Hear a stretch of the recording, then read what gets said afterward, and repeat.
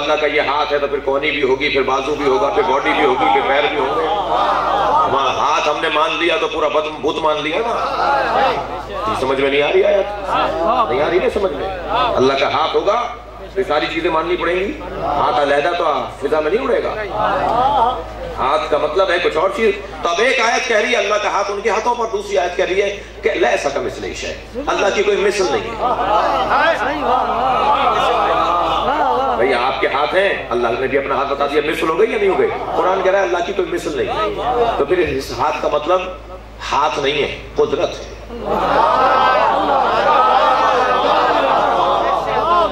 اس ہاتھ کا مطلب قدرت ہے جی۔ اسی طرح قرآن مجید کی اور آیات بھی ہیں جو دوسری آیت اور پہلی آیت کی تفسیر کر رہی ہے۔ آپ تھک رہے ہیں کچھ؟ ایک آیت دوسری آیت کی تفسیر کرتی ہے، اور یہی کیفیت کچھ احادیث پیغمبر کی ہے۔ کہنے لگے علی قسیم نار جنہ، نار اور جنت ہیں، علی دوزخ اور جنت کے تقسیم کرنے والے ہیں۔ یا فرزند رسول، اے فرزند رسول، ہمیں حدیث سمجھ میں نہیں آ رہی۔ حضرت نے فرمایا میں ایک اور حدیث تمہیں سنا دیتا ہوں جو حدیث اس حدیث کو سمجھا۔ میرے مولا رضا نے فرمایا تم نے یہ حدیث تو سنی ہے، یہ حدیث تو تمہیں سمجھ میں آتی ہے کہ پیغمبر نے فرمایا یا علی حبک کا ایمان و بغضک کا کفر، اے علی تمہاری محبت ایمان ہے، تم سے نفرت کفر ہے۔ تو بس جو علی سے محبت کرے گا جنت میں جائے گا، جو نفرت کرے گا دوزخ میں۔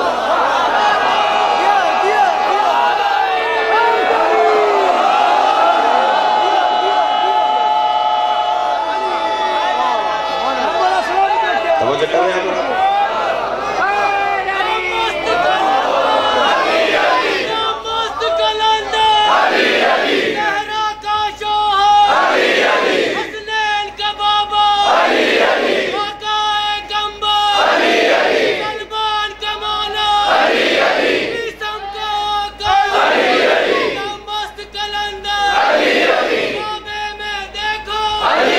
ماشاءاللہ۔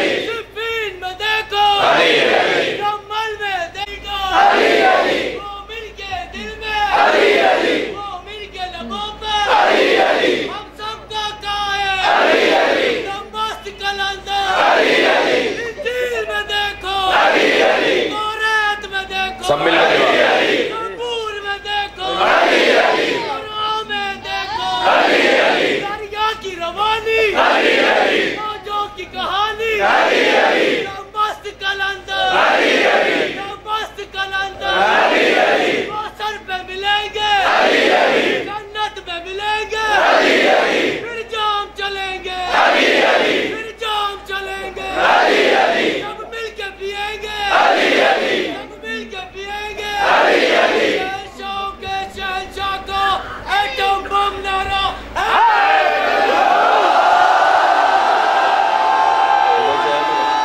ماشاءاللہ۔ اس مومن کی صحت و سلامتی کے لیے نبی اور آل نبی پہ صلوات پڑھیں۔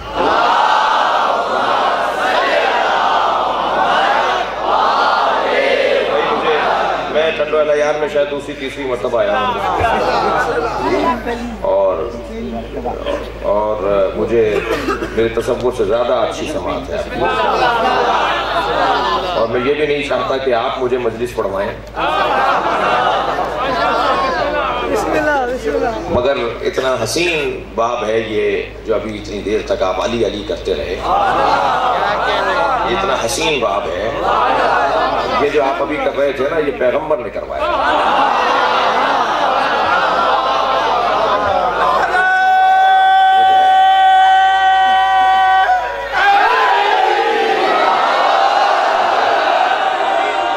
اہل سنت کی کتابوں میں حدیث موجود ہے کہ جب اصحاب آ کر سرکار سے کہتے تھے یا رسول اللہ جو نئے مسلمان آ رہے ہیں ہمیں کیسے معلوم ہو کہ یہ واقعی مسلمان بھی ہیں یا ٹو لگانے آئے ہیں؟ تو پیغمبر نے فرمایا ان کے سامنے علی کا ذکر کر دیا کرو، ان کے چہرے کا رنگ بتا دے گا کہ یہ مومن ہے یا نہیں.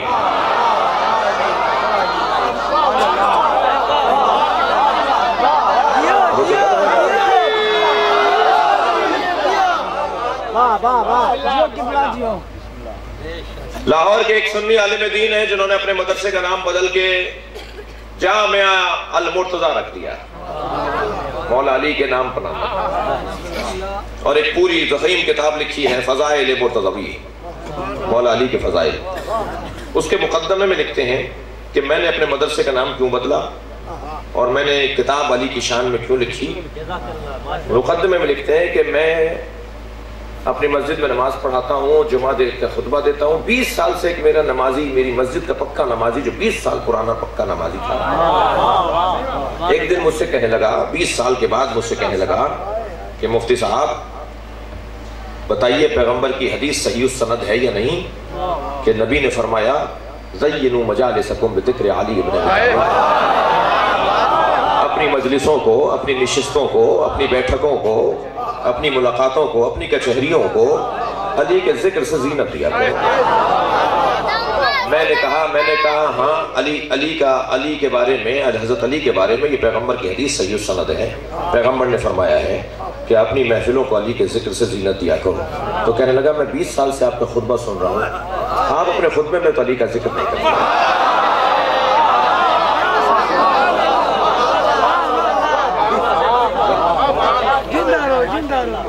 افسوس ہوتا ہے بعض ان تنگ نظر عالم نما لوگوں پر.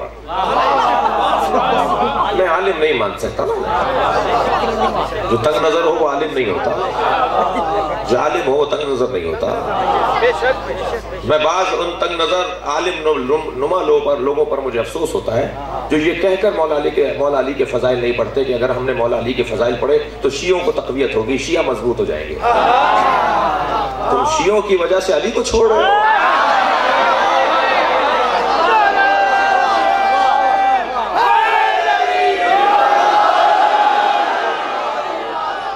میرا موضوع نہیں تھا مگر مجھے اس جوان نے اتنے نعرے لگا کر یہ کہنے پر مجبور کر دیا. عزیزان گرامی، حضرت ابو بکر کے بارے میں حضرت عائشہ فرماتی ہیں میں نے اپنے بابا کو دیکھا کہ علی کے چہرے کو مسلسل دیکھ رہے ہیں. بہت دیر تک جب میرے بابا علی کے چہرے کو دیکھتے رہے تو میں قریب جا کر بیٹھی، بابا کیا دیکھ رہے ہیں؟ کہ آج پیغمبر نے فرمایا علی کے چہرے کو دیکھنا عبادت ہے.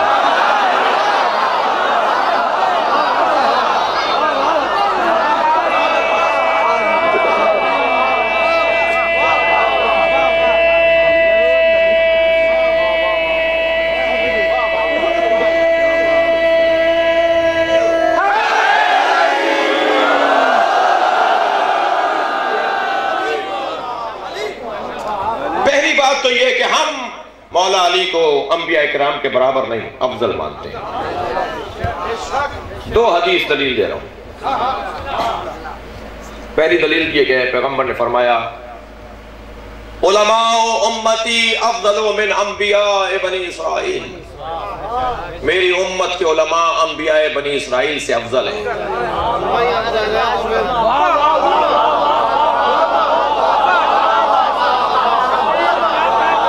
مولا علی انبیاء کرام سے افضل تھے، پیغمبر سے افضل نہیں تھے. پیغمبر سے افضل نہیں تھے، انبیاء کرام سے مولا علی افضل تھے. یہ ہمارا شیعوں کا عقیدہ ہے. میرا کہنا یہ ہے کہ سنیوں کا بھی یہی عقیدہ ہے. تھوڑی سی توجہ کی ضرورت ہے. بہت سارے لوگ مانتے ہیں بولتے نہیں ہیں. مفتی اسحاق صاحب اپنے مجمع میں، اہل حدیث کے مفتی ہیں، فیصل آباد میں اپنے مجمع میں سنی شیعہ اتحاد پر تقریر کر رہے تھے. ایک سوال کا پرچہ آ گیا کہ سنی اور شیعوں کی تو اذان علیحدہ ہے، شیعوں کا نماز علیحدہ ہے، شیعوں کا یہ علیحدہ ہے، شیعوں کا وہ علیحدہ ہے. تو مفتی صاحب الجھ کے کہنے لگے شیعوں کا کلمہ کیا علیحدہ ہے؟ کیا وہ علی بن ولی اللہ لا الہ الا اللہ سے پہلے بولتے ہیں؟ تم لا الہ الا اللہ بولتے ہو وہ بھی بولتے ہیں، تم محمد رسول اللہ بولتے ہو وہ بھی بولتے ہیں، تم 2 کلموں پر 2 جملوں پہ رک جاتے ہو، علی بن ولی اللہ بھی بولتے ہیں. تو مجھے بتاؤ، اپنے مجمع سے خطاب کر کے کہہ رہے ہیں مجھے بتاؤ علی اللہ کے ولی نہیں ہے؟ سارے مجمع سے مفتی صاحب نے اقرار لیا، سب نے کہا ہاں علی اللہ کے ولی ہیں. وہ کہنے لگے بس تم مانتے ہو بولتے نہیں ہو.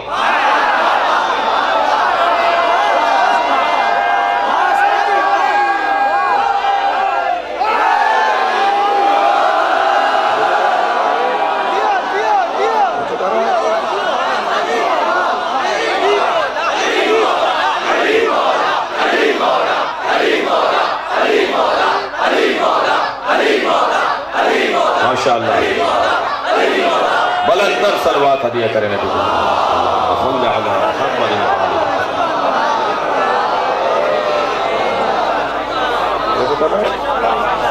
दो हदीसें सुनाऊंगा कि मौला अली अंबिया इकराम से अफजल थे।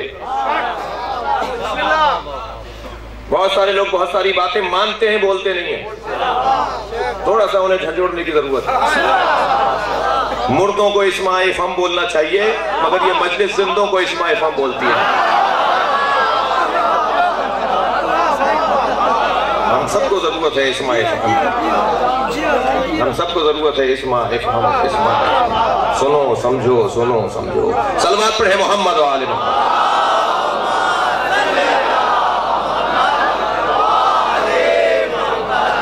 इससे बुलंद सलवात हदिया करें।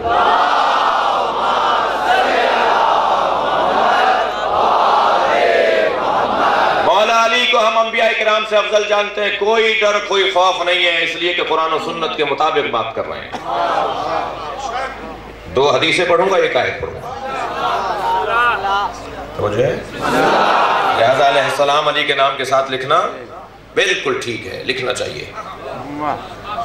बाज़ अहले सुन्नत भाई लिखते कर्रमल्लाहु वजहुल करीम, अली कर्रमल्लाहु वजह, अली जिसके चेहरे पे अल्लाह का करम।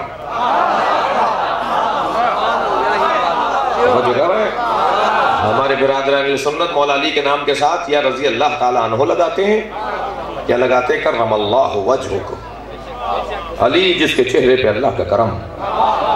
क्या किसी और के चेहरे पे अल्लाह का करम नहीं?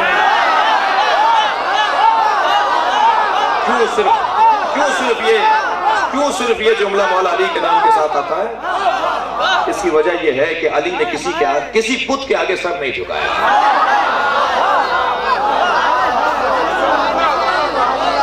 अली ने किसी बुत के आगे, ये चेहरा किसी बुत के आगे नहीं झुका। कोई 70 साल में मुसलमान हुआ, कोई 40 साल में मुसलमान हुआ। अली दुनिया में आने से पहले नबी का कलमा पढ़ चुके थे। मेरी बहस नहीं है, मगर बड़ी लतीफ बातें हैं। कशकोल होता जा रहा है। सलमान पढ़े जरा मोहम्मद वाले।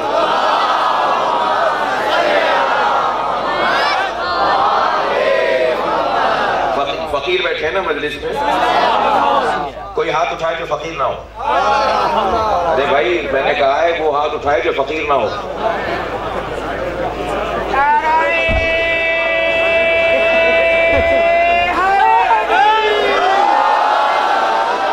मैंने कहा है वो हाथ उठाए जो फकीर ना हो।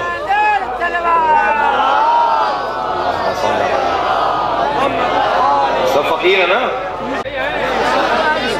अगर हमने इमाम बारगाह में कह दिया हम फकीर हैं तो क्या बदशुगनी हो जाएगी? हम सब हुसैन के फकीर हैं, हम सब अल्लाह के फकीर हैं, हम सब मोहम्मद के फकीर हैं, हम सब अली के फकीर हैं, हम सब हुसैन के फकीर हैं। पैसे के फकीर नहीं है,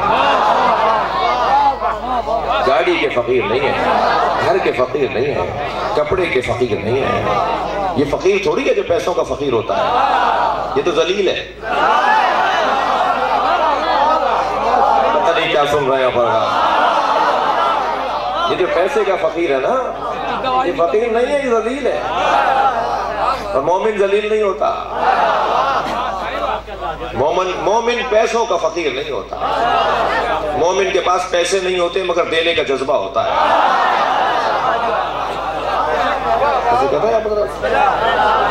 फकीर बैठे ना, ऐसे ही है ना। तो पहली दलील तो ये कि पैगंबर ने फरमाया अल उलमा उम्मती अफदल मिन अंबिया बनी इसराइल, मेरी उम्मत के उलमा अंबिया बनी इसराइल से अफजल है। पैगंबर अकरम ने फरमा दिया मेरी उम्मत के उलमा। हम एक अली को कह रहे हैं अफजल है तो इनके हलफ से नहीं उतर रहा। पैगंबर ने यहाँ 3 से ज्यादा जमा का लफ्ज बोला है। मेरी उम्मत के उलमा, बहुत सारे आलिम अंबिया बिन इसराइल से अफजल है। सुन्नियों क्या भी हदीस है, ये शियों क्या भी हदीस है। हदीस है पैगंबर की, हदीस सुन्नी शिया थोड़ी होती है, तो हम हो गए सुन्नी शिया।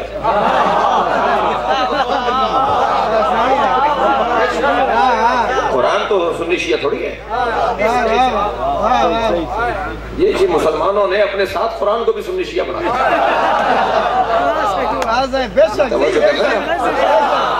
یہ مسلمانوں نے اپنے ساتھ حدیث کو بھی سنی شیعہ بنا. یہ خود تو بدلے نہیں، قرآن کو بدل رہے ہیں. بھائی سنی شیعہ بریلوی دیوبندی حنفی سلفی یہ فرقے ہم مسلمانوں کے بنائے ہوئے ہیں. اللہ نے نہیں بنائے یہ فرقے. اللہ نے یہ فرقے نہیں بنائے. کوئی 300 سال بعد فرقہ بنا ہے، کوئی 400 سال بعد فرقہ بنا ہے.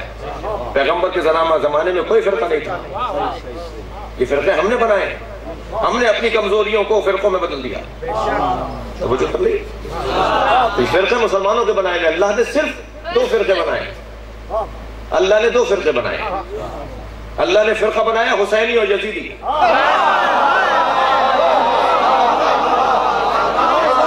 دنیا میں 2 ہی فرقے ہیں، یا حسینی ملیں گے یا یزیدی ملیں گے. صلوات پڑھیں محمد و آل محمد.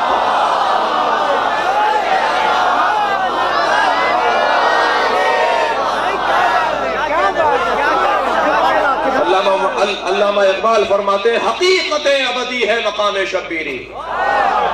یہ جو حسینیت ہے نا، یہ سن 61 ہجری کے بعد شروع نہیں ہوئی ہے. یہ خود حضرت آدم حسینیت کا پرچار کرنے والے تھے.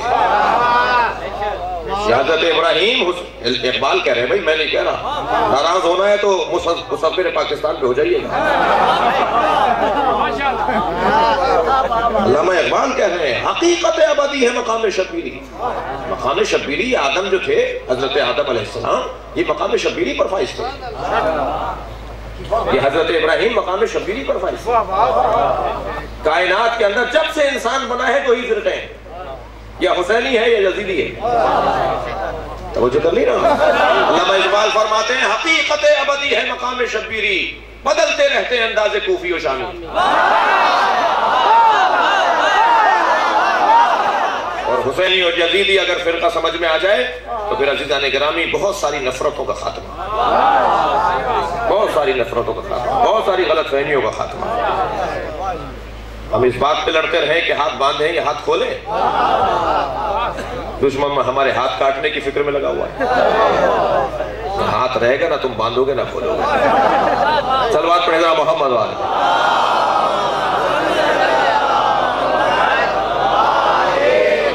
بلندتر صلوات نبی کی ذات.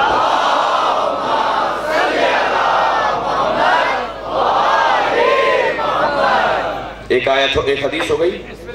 پیغمبر نے فرمایا العلماء امتی افضل من انبیاء بنی اسرائیل. پیغمبر تو ایک سے زیادہ کو چاہتے ہیں کہ انبیاء بنی اسرائیل سے افضل ہو. علماء جمع ہے. یا علماء کی فہرست تم بتاؤ یا چہادہ معصومین کے نام ہم بتاتے ہیں. میری امت کے علماء انبیاء بنی اسرائیل سے افضل ہیں. ایک حدیث. دوسری حدیث سن لیجئے. من اراد ان ينظر الى آدم فی علمہ، جو یہ چاہتا ہے کہ آدم کو ان کے علم کو آدم کے علم کو دیکھے، جو یہ چاہتا ہے کہ ابراہیم کی خلقت کو دیکھے، جو یہ چاہتا ہے موسیٰ کی ہیبت کو دیکھے، جو یہ چاہتا ہے عیسیٰ کی طہارت کو دیکھے، جو یہ چاہتا ہے انبیاء کرام کے کمالات کو دیکھے، فَلْيَنْظُرْ إِلَىٰ عَلِي بْنِ أَبِي طَالِبٍ. جو تمام انبیاء کرام کے کمالات کو ایک جگہ دیکھنا چاہتا ہے وہ علی کو دیکھ لے. یہ پیغمبر کی حدیث ہے. پیغمبر کی حدیث ہے. پیغمبر اکرم کی حدیث ہے. معلوم یہ ہوا کہ انبیاء کرام اور علی بن ابی طالب کا مقام یہ والی کیفیت تھا. یہ 2 حدیثیں ہو گئی. ایک آیت لے لیجئے.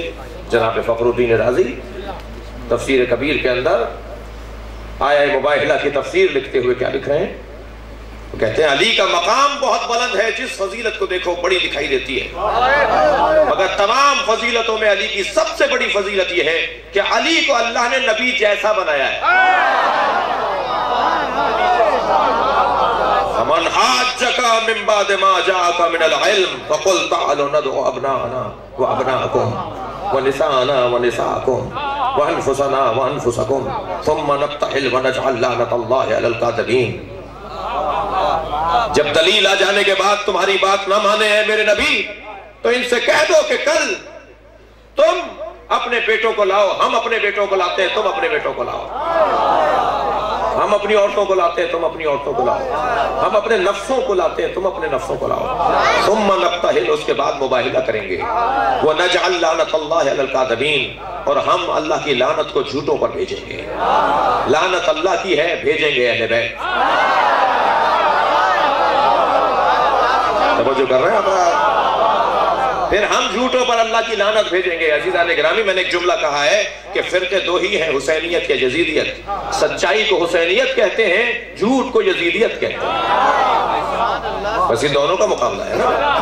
جو بھی اہل بیت کے مقابل آتا رہے گا جھوٹا ہوگا یا نہیں؟ بھائی اللہ کے نبی نے ایک مرتبہ پنجتن کو لا کر میدان میں کھڑا کر دیا اور فرمایا جو ان کے مقابل آئے گا اللہ کی لعنت آئے گی۔ کیا ہر واقعے کے اندر آیت آتی کیا؟ بھئی ایک مرتبہ ہی آیت آئے گی نا۔ قرآن فارمولوں کی کتاب ہے، قرآن اصولوں کی کتاب ہے۔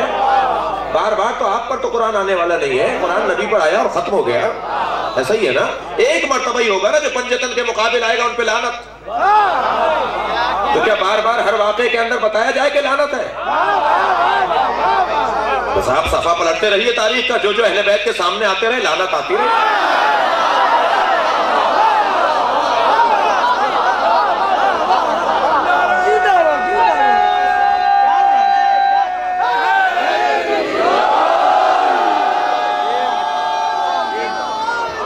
جناب فخر الدین رازی، جناب فخر الدین رازی ہمارے سنی بھائیوں کے بڑا معتبر نام، وہ کہتے ہیں علی کا کمال یہ ہے کہ اللہ نے علی کو نبی جیسا بنایا، نفس پیغمبر۔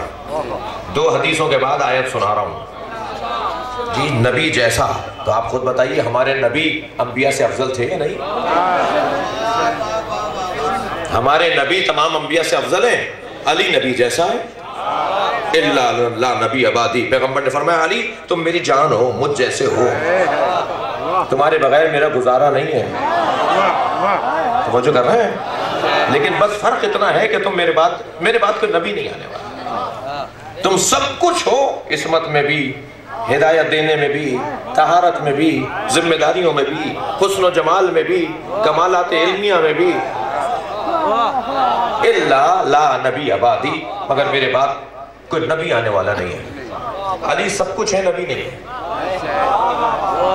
نفس پیغمبر۔ قرآن نے کہا ہے، عزیزان گرامی بہت ساری قرآن کی آیات جو اہل بیت کے فضائل میں ہیں، بعض ضمیر فروش مفسروں نے وہ جو ہے تفسیر لکھتے وقت بالکل ایسے نظر انداز کر دیا جیسے آیت ہی نہیں دیکھی۔ افسوس ہوتا ہے جب اہل بیت کے فضائل کی آیت آتی ہے۔ قرآن میں 300 سے زیادہ اہل بیت پیغمبر کے فضائل پر آیتیں ہیں جی۔ اس کہانی کا پورا نام کیا ہے مولانا؟ شواہد تنزیل والے جو ہیں، شواہد تنزیل ایک سنی عالم دین نے 3 جلدوں میں کتاب لکھی ہے، شواہد تنزیل جی۔ علامہ حسانی اہل سنت کے عالم ہیں، محدث ہیں، انہوں نے 3 جلدوں میں کتاب لکھی ہے کہ قرآن مجید میں 300 سے زیادہ آیتیں ہیں جو اہل بیت کی شان میں ہیں، جو پیغمبر نے فرمایا اس سے مراد میری پنجتن ہے۔ میری مشکل یہ ہے کہ میں اپنی کتابیں بھی پڑھوں اور آپ کی کتابیں بھی پڑھوں۔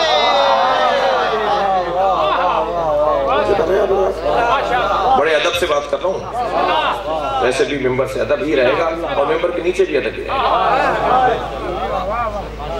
شواہد تنزیل کے اندر علامہ حسکانی لکھتے ہیں 300 سے زیادہ آیتیں ہیں۔ افسوس ہوتا ہے، تعجب ہوتا ہے، درد بیان کر رہا ہوں، درد کا اظہار کر رہا ہوں کہ بہت ساری ایسی آیات ہیں قرآن مجید کی جن کو مفسر جب آتا ہے اس آیت کے اوپر تو ایسے گزر جاتا ہے جیسے آیت ہی نہیں دیکھی۔ اس سے پہلے والی آیت، اس کے بعد والی آیتوں کی 3 صفحوں کی تفسیر ہے، اور اس آیت پر پہنچے، ترجمہ کیا، 2 لائنیں لکھی اور آگے بڑھ گئے۔ افسوس نہیں ہے؟ افسوس نہیں ہونا چاہیے؟ تم اہل بیت کے فضائل کا جب باب آیا تو تم ایسے ہی گزر گئے سرسری؟ تم نے جانوروں پہ تو 2 صفحے لکھ دیے۔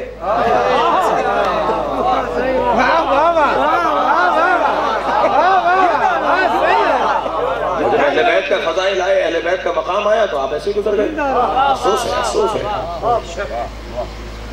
لہٰذا یہاں پر لکھتے ہیں جناب فخر الدین رازی کہ یہاں جو اللہ نے نفس سے پیغمبر علی کو قرار دیا ہے، نفس پیغمبر ہونا علی کا بہت بڑا درجہ ہے، اے نبی کی طرح خود دلیل ہے کہ علی کی عظمت بلند ہے. وہ جو کر لیا آپ نے, کل بات آگے بڑھے گی انشاءاللہ. بسم اللہ کا مطلب یہ کہ اور پڑھوں یا کل پڑھوں؟ کل بات آگے بڑھے. مسائب بھی پڑھنے ہیں مجھے, مسائب بھی پڑھنے ہیں انشاءاللہ. کل مزید بات آگے بڑھے. پروردگار عالم کا احسان عظیم ہے کہ اس نے ہمیں صحیح دروازے پر بیٹھا. اس دروازے پہ بیٹھنے والا مادی اعتبار سے محروم ہو سکتا ہے مگر روحانی اعتبار سے صاحب ثروت ہے, مالدار ہے, مالدار ہے. مقداد نے آ کر مولا سے کہا, مولا میرے گھر میں فاقے ہیں, فقیر ہوں. حضرت فرمایا تم سے بڑا امیر کوئی نہیں ہے. مولا علی نے مقداد سے فرمایا, مقداد تم سے بڑا تو کوئی امیر نہیں ہے. کہا مولا میرے گھر میں تو ہنڈیا چڑھانے کے لیے, روٹی پکانے کے لیے آٹا نہیں ہے. آپ فرما رہے ہیں کہ مجھ سے زیادہ امیر کوئی نہیں ہے. حضرت فرمایا میں بتاؤں, اگر تمہارے پیروں میں ساری دنیا کی دولت لا کے رکھ دی جائے اور تم سے کہا جائے کہ علی کی محبت سے ہاتھ اٹھاؤ, اٹھاؤ گے؟ کہنے لگا مولا لاکھ مار دوں گا اس دولت کو. حضرت نے فرمایا بتاؤ امیر کسے کہتے ہیں؟ اسی کو تو امیر کہتے ہیں. ساری دولت چھوڑنے کو تیار ہو مگر مجھے چھوڑنے کو تیار نہیں. یہ ہے اس دروازے پر بیٹھنے والوں کا معیار. بس عزیزو چلیے کچھ دیر کے لیے اپنے ذہنوں کو کربلا لے چلیے. بہت کچھ لٹ گیا فاطمہ زہرا.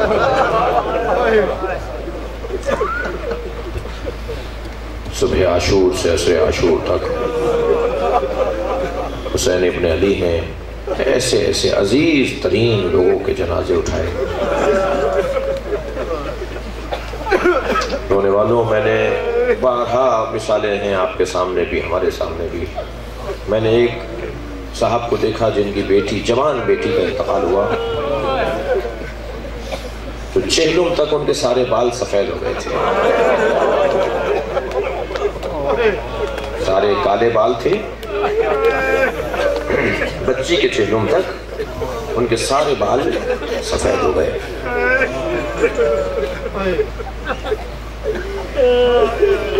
امام سجاد کی عمر 28 سال تھی مگر امام کے سارے بال سفید تھے. یہ بڑھاپا کہاں سے آ گیا؟ منہال نے پوچھا تھا مولا آپ تو ابھی جوان ہیں, آپ پر یہ بڑھاپا کیسا ہے؟ فرمان لگے سکینہ کے جنازے نے بوڑھا کر دیا. وہ چھوٹی سی بہن کا جنازہ جو زندان شام میں ہم دفنا کر آ گئے, اس بہن کے جنازے نے ہمیں بوڑھا کر دیا. کیا حال ہوا ہوگا امام حسین کا, اجر و کمال اللہ. خدا کسی غم میں نہ رلائے, ہمیں رونے اور رلانے والوں میں قرار دے. صبح عاشور سے عصر عاشور تک حسین کیسے کیسے لاشیں اٹھاتے رہے. عزادارو سخت ترین لاشیں. ایک لاشہ تو حضرت قاسم